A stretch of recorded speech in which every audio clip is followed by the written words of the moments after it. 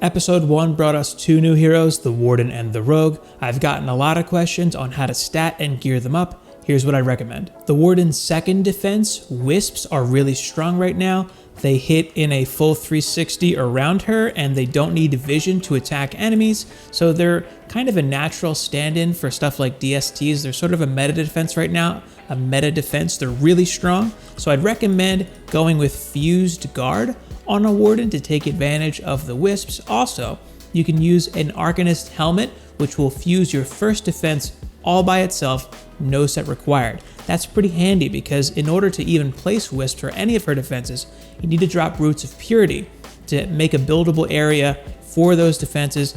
The Arcanist Helmet fusing your first defense adds Rift Armor to it, so it's a little safer if it gets attacked or something like that. And then you can just throw down a bunch of Wisps. You can slam 21 of these on a 3DU overclock. They're really, really strong, and as you upgrade them, their range increases substantially so they can cover an entire map themselves. In terms of stat priority, after some light testing, it seems like power is the way to go. Here I've got all of my allocatable points into defense rate, so 71.48 for defense rate, 89.49 for power. We can take a look at the DPS here, 1.292. Now if I put those points into power, I've got 10.23k power, 58.64 defense rate. I want to beat 1.292 and I'm at 1.352. Seems like power is the way to go. So I've actually got all of my points on all of my gear allocated to power to get to this number. If I look at my upgrades, every point is in power. Ideally, I think you'd want to look for power and defense damage for your bonuses as well. She can be a fun hero to play actively, especially in co-op. If you use her hero boost, it corrupts her Wisps. They do bonus damage and attack faster, so your Roots of Purity also deal damage in that case as well. And if you have a Genie, you can run around and melee stuff, and it'll refill your mana, so you'll have infinite. You can have infinite hero boost on her to corrupt her Wisps. That's more of a co-op thing. Solo, I don't play her actively, but it was fun to play her active in co-op. As far as the Rogue goes, I've got him infused a Militia with an Arcanist Helmet so that my third device and my first device are fused. Any of his attacks, his melee, his ranged attack, and his F and C, his abilities will mark a target. Then you can use your respective devices. So I've got him in Militia for fusing that third device, which seems to be the best one in terms of general use because it reduces armor and it's a damage over time effect. I think that's the best one to fuse. It seems like power is the main stat to go for on his gear too, leveling up his armor. Power will increase the damage of your devices.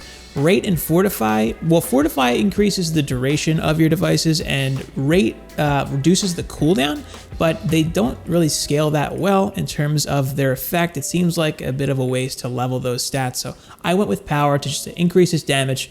He's a DPS hero after all, so you want to maximize your damage output. Range does nothing, so if you get a really good piece that doesn't have range, like say I have this Arcanist Helmet here, it rolled without range, it's good enough for my Rogue, of course, and I think these are some good bonuses to go for. A power roll bonus and a fort or a defense rate roll bonus would probably be good too. For pets, it seems like a cat's the way to go in terms of maximizing your DPS. For a while, I was using a giraffe because the Rogue has really good HP scaling. I've got 700k HP here with, I've got 3232 for vitality. If I were to throw, say, let's find a giraffe, throw a giraffe on him with 3600 vitality additional, I got 1.39 million HP. So if you want to be really tanky, a giraffe can offer a lot of stats, but in terms of pure DPS, a cat's going to be the way to go. I've been using a fused Wolfsbane Sniper for the ranged weapon and a fused Wolfsbane Claymore for the melee. I don't really melee on him,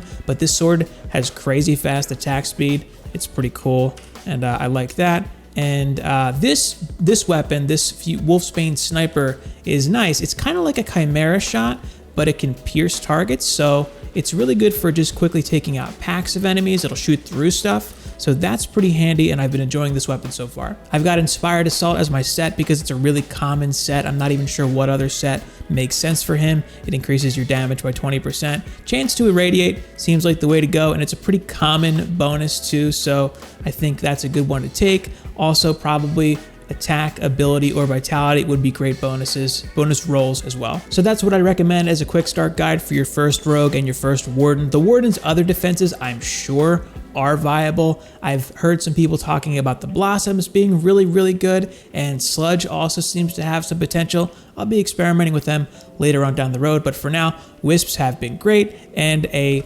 power rogue, I guess, with some vitality and a cat has been good for me so far. That's what I recommend. Any questions or concerns or thoughts, please leave them in the comments below, and thanks for watching.